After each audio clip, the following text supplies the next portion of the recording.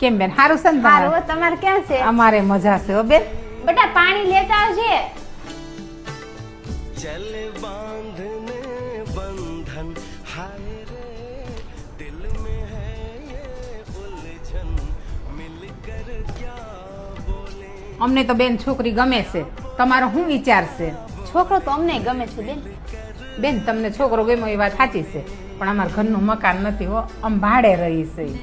બેન છોકરો સંસ્કારી અને કમાવ છે ને એટલે ગમ્યું છે, અને ભાડાના મકાનમાં તો અમે રહીએ છીએ, અને મારા દીકરીના ભાગમાં હશે તો તમારે મકાન થશે, અને ભાગમાં ન હોય તો હોય એ પણ વેચાઈ જાય. દીકરીને એકલી મિલકત જોઈને તો નહીં દેવાય ને બેન. બેન તમે વાત કરીને મને બહુ ગમ્યું હો બેન. તમે મારા દીકરાના સંસ્કાર જોયા, તમે અમારી મિલકત ન જોઈ, અમારા ઘરનું મકાને નથી. અમને એમ થયું હતું કે શું જવાબ આવશે મારા દીકરાનો, હા આવશે કે શું કહેશે એમ. અત્યારે તો છોકરીવાળાને કેટલી માંગ હોય છે. દીકરીના માવતર એમ પૂછે તમારા દેશમાં જમીન છે, તમારા ઘરના મકાન છે, એવું બધું હોવા છતાંય હા નથી પાડતા.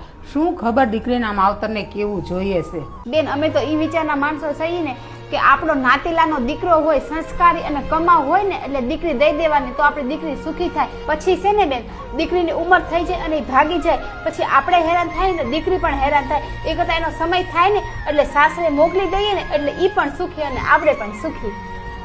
બેન તમારી વાત મને બહુ ગમી.